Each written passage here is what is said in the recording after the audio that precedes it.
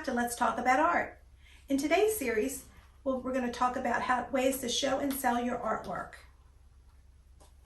And we're going to do it in two series. This is going to be the first of two.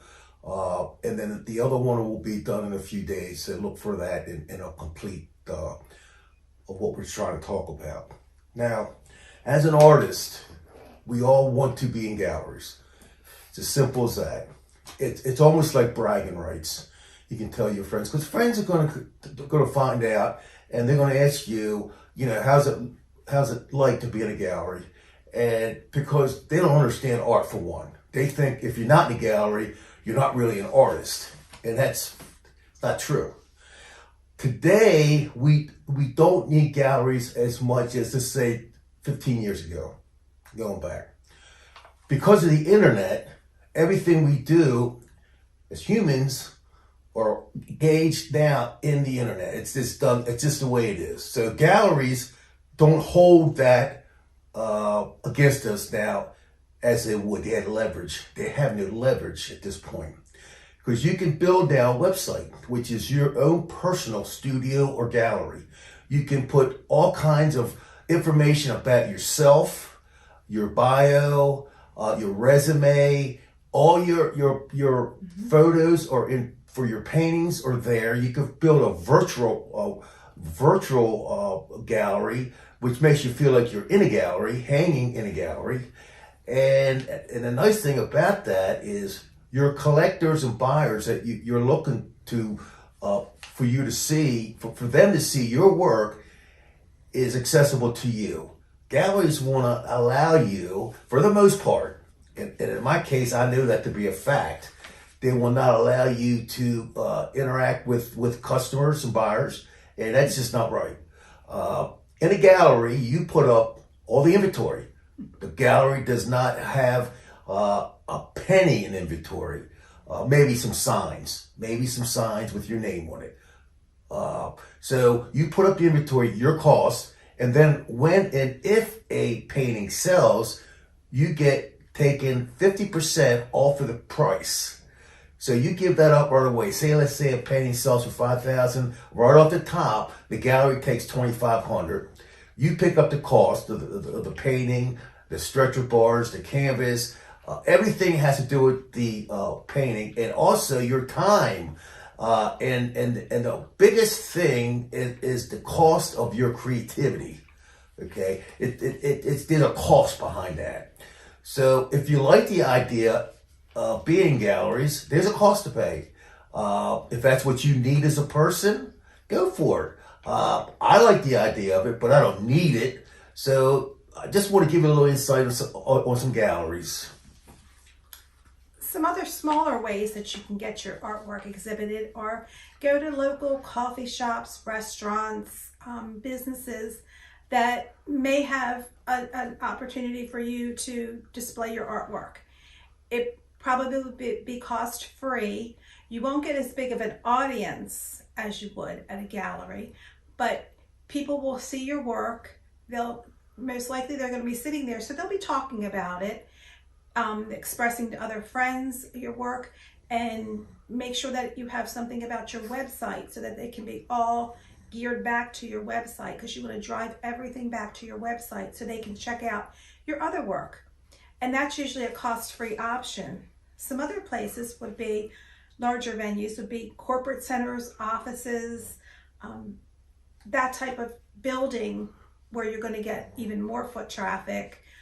It'd be a bigger area that you could maybe display a few more paintings, and that most likely would be a cost-free option to deal with. So that's other options you want to look at. So just to add a little to what Nancy just said, if you go into a hospital or an establishment such as a restaurant and you see a lot of blank walls, go to the owner. I know it's outside your comfort zone to go to a complete stranger, but sometimes you got to work outside your comfort zone and just ask him, would he be interested in me putting in some paintings to, you can sell them on the idea it's gonna be colorful, it's gonna be something people will look at, and it'll make the dining in experience a lot better. So you could do that. Here's the thing. I touched on the galleries. Gallery owners are hard to get a hold of. In fact, they don't want to get a hold of, because if you send texts, emails, or you try to phone them, they'll ignore everything you try to attempt. To them, they don't want to hear from you, period. And how do you get your painting in the galleries? It's kind of a lucky being in the right place at the right time sometimes. However, if you want to go in through the back door and do the art publications, major magazine, do a full page ad, not a half, not a quarter. Do a full page ad, make it very, very presentable, because these gallery owners and critics, the art critics, read those things. So they have to see your art. They can't flip a page without not seeing your art. So it's kind of a sneaky way of getting to them, but it's the way to do it. And when you do a page, talk to the editor of the magazine and find out if he would do a small editorial on you for no charge. Because now you're picking up a full page, which is a lot of money in advertising, and you turn the heads of the editor.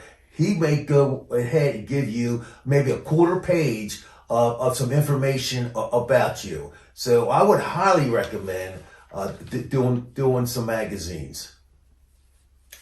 Another way is expos and art fairs. They're a good way to get a lot of foot traffic. The things you need to remember, though, you need to have supplies. You need to have some type of a tent to set under. You need to have tables, racks, some way of displaying your artwork. You need to package all of it up carefully so nothing is damaged. Take it to your venue. Hope and pray for good weather, because they're not usually cheap to set up. And once you give your money, if it rains and you choose not to go, you've lost your money. So that's another thing you have to remember. But these are good ways to get a lot of people, a lot of walk-through traffic. They're especially good if you have smaller things to sell, prints and that type of thing, because the average person going to an art festival or an expo is not going there looking to spend a large amount of money. But if you get them, get your cards out, get information out, something for your website that they can pick up and take with them, that they can look at later, that's a good thing, because they may buy from your website. So check that out. And Nancy said something about the lack of money they bring to sites like flea markets and art exhibits, and they're not heavy hitters. Okay, most of these people have nothing to do on a Saturday. They see a small show, even somewhat large show, and it's we got nothing to do, so they're gonna go. So you're gonna have tire kickers. They're just going around having fun, hanging out in the sun. Look, a lot of people like to go to what other people assemble. It just makes a human spirit feel good. So don't expect, great money for your pieces. You're gonna have some artists that do not know how to price things. They're gonna go in there and price something that should be, let's say $1,000. They're gonna give it away for $200 because they figure they got $150 in it, and they're happy to make $50. And then they don't realize that's not good business, and it's not good for the art world. It's not good for their pocketbook, but they do it anyhow. So you're in competition with a lot of these types of artists. So don't go there expecting come out there famous, getting big prices, because it's not going to happen. Okay, it's just not going to happen. And here's another caveat: you may break down on the way to the fair, and you're not even be able to show it. So I'm not big on outdoor events. I think there's too many things that can go wrong, too many variables that I don't like. So I'm a big website person. You build a great website by a professional, make it interesting, make it so the viewer comes in and doesn't spend 1, 2, 3 seconds, but wants to spend maybe a minute there, and cause him to want to navigate your site and want to engage what you're showing him. That is the ultimate right now with the internet. So with that, we're gonna conclude this first series, and we're going to move on and get the other series together. And we'll see you on the next video, which is going to be series 2 of how to sell and show your art.